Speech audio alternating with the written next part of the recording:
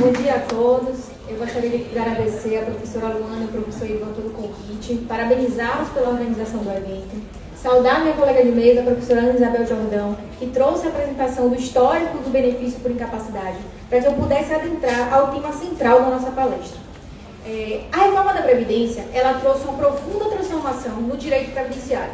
Trouxe inúmeras alterações legislativas e, dentre estas, trouxe a alteração no artigo 26, parágrafo 2º, inciso 3º, que é justamente o artigo que trata da fórmula de cálculo da aposentadoria por incapacidade permanente previdenciária concedida após a reforma da Previdência.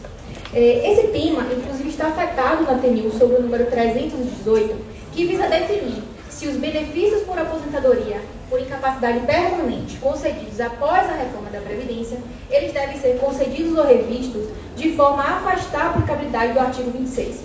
Então, como bem explanado pela professora Isabel, antes da reforma, o que é que nós tínhamos? Nós tínhamos que o cliente, quando era aposentado, ele ganhava 100% do salário de benefício.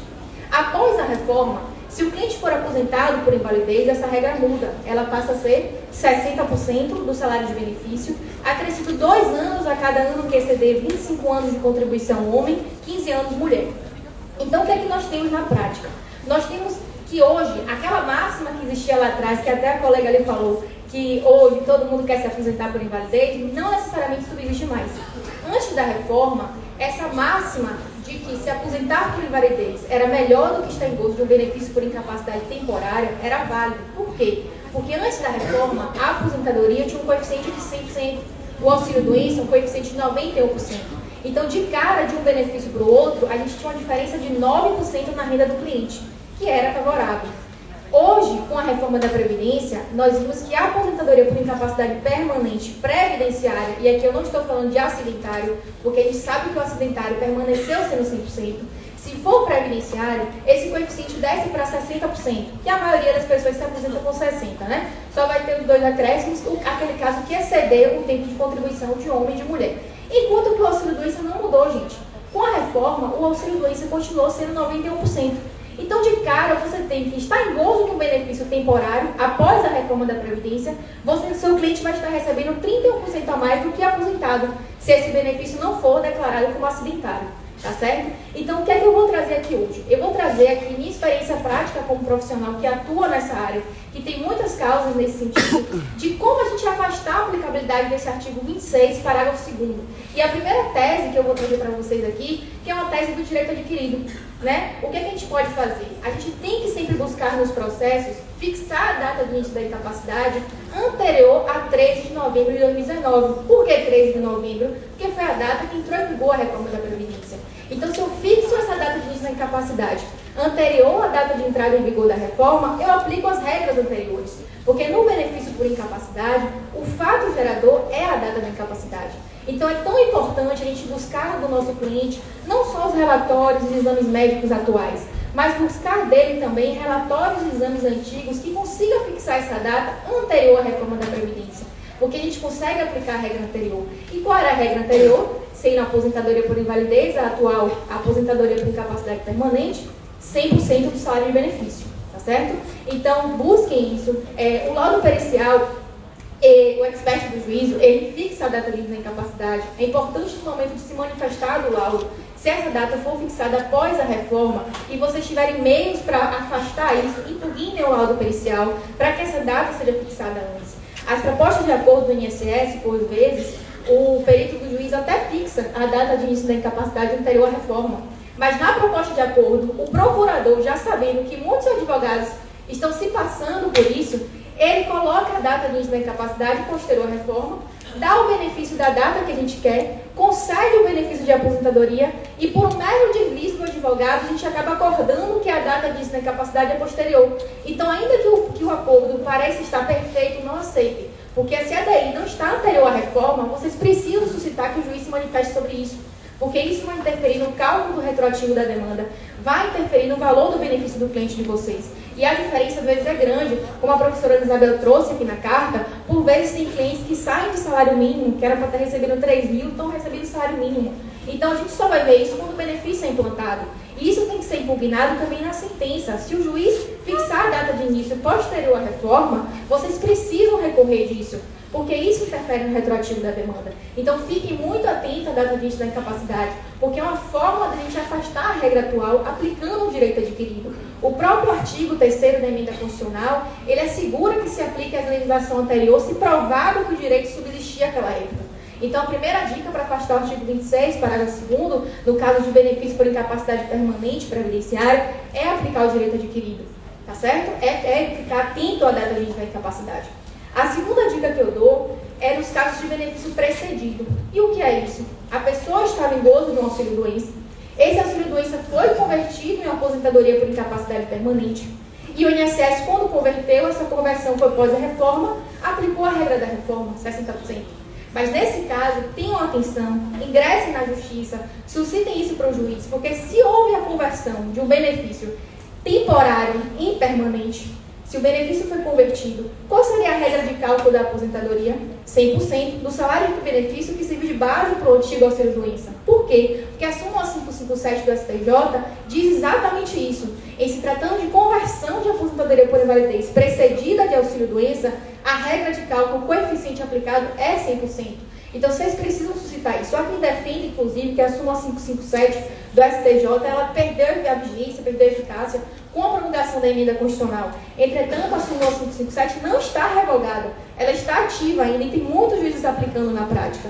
E aqui eu trago, inclusive, uma brecha legislativa que o próprio legislador, quando promulgou a emenda constitucional 73 de 2019, ele demorou para regulamentar o decreto 3048 de 99.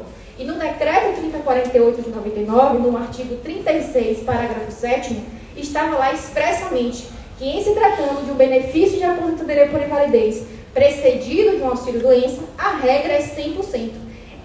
Esse artigo 36, ele apenas foi revogado em 30 de junho de 2020.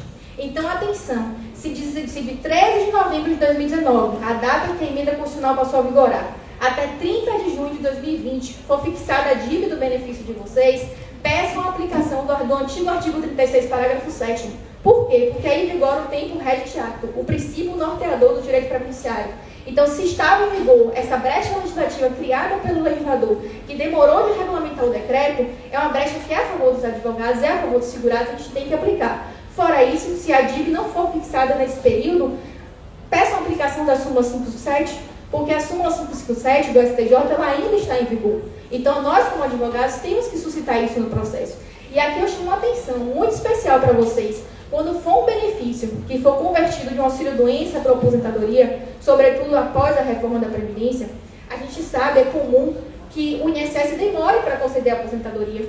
E quando conceda, ele conceda com a data retroativa. Então, é possível que a pessoa, antes de receber a aposentadoria, estivesse recebendo auxílio-doença. Como eu expliquei, de cara já tem uma redução de 31%. E aí, o que o INSS faz? Além de reduzir a renda por aplicar a regra da reforma, o INSS passa a consignar no histórico de crédito do cliente de vocês uma consignação de um suposto débito com o INSS. Que débito é esse? O débito do período que ele estava recebendo o auxílio-doença com 91% e depois passou a receber uma aposentadoria com 70%.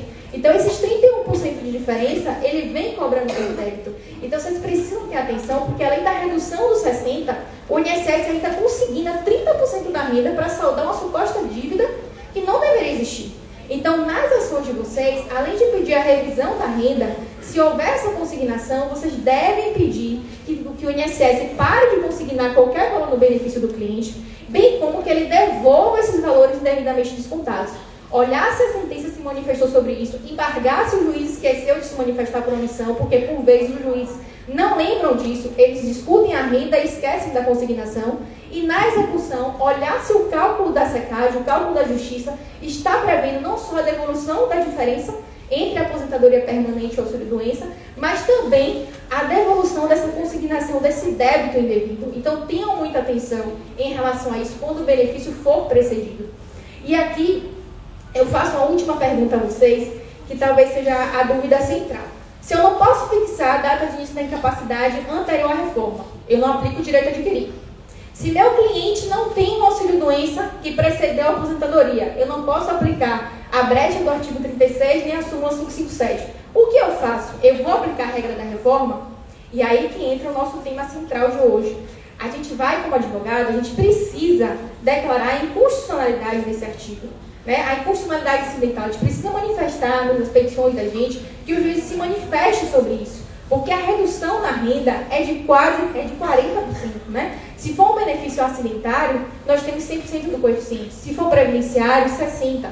Então, essa norma legislativa que veio no artigo 26 é uma norma inconstitucional, é uma norma que viola os princípios do artigo 5º da Constituição, os princípios da igualdade, da razoabilidade, da proporcionalidade, porque é no momento que a pessoa mais precisa da previdência, quando ela está incapaz permanentemente, ela tem sua renda drasticamente reduzida por conta da natureza do benefício, se previdenciário ou se acidentário. E aqui eu posso trazer até um exemplo esdrúxulo para vocês, de que uma pessoa, por exemplo, Maria, que trabalhou 15 anos, né, ficou inválida, incapaz permanentemente, por quê? Porque teve um câncer, ela vai ter seu benefício deferido no valor de 60%. Ao passo que João, recém-contratado, teve um acidente dentro da empresa, ficou inválido, incapaz permanentemente, vai ter seu benefício de aposentadoria deferido de 100%. Então, essa incongruência da legislação, essa disparidade não pode ser admitida. Nós, advogados, precisamos suscitar isso nos processos, precisamos suscitar a inconstitucionalidade, porque a natureza do benefício não importa. O que importa é a incapacidade. Tem que defender a aplicação do coeficiente de 100%. Então, o resumo de um aparato geral é que vocês têm que fixar a data de início da incapacidade antes do benefício que é precedido de um auxílio-doença, alegue a súmula 557, vejam se está dentro do período da vigência do período do artigo 36, parágrafo 7º, atestem também a aplicação do coeficiente de 100, e se não tiver jeito, for depois da reforma, ADI, não tem jeito nenhum, não é precedido, alegue a inconstitucionalidade do artigo. Tem os juízes aqui na Bahia já aplicando. Eu sei que tem posições, né, que o STF, quando julgou agora a ação direta de inconstitucionalidade 7051, ele já teria dado uma brecha de como ele vai se comportar quando a aposentadoria chegar para ele julgar. Mas, assim, nós advogados temos que suscitar isso. Eu tenho ganho causas nesse sentido, então vocês acreditam que vão conseguir aplicar isso na prática. Eu espero ter trazido algo que vocês possam aplicar na prática de vocês, algo do dia a dia, e que possa fomentar não só o melhor benefício para o cliente de vocês, mas aumentar o faturamento do escritório de vocês. E aí vem aquela pergunta, eu esqueci de falar isso no processo, era uma demanda de concessão e agora eu perdi? Não, gente, faça uma demanda autônoma de revisão só da renda. Porque naquela outra demanda anterior, a causa de pedir vai ser diferente. Vocês estavam demandando a concessão do benefício. E agora, na outra demanda, vocês podem suscitar a revisão do benefício, a revisão da fórmula de cálculo. Então, o juiz vai até se manifestar, né, mais precisamente nesse sentido. Então, se esqueceram de fazer naquela ação, revigorem o processo de vocês, vejam o seu banco de dados, vejam e criem novos olhos nas ações futuras, e essa ação realmente é uma ação rentável, tá? Que traz um faturamento. Eu espero ter trazido algo aqui bem legal para vocês aplicarem na prática, e eu agradeço a todos.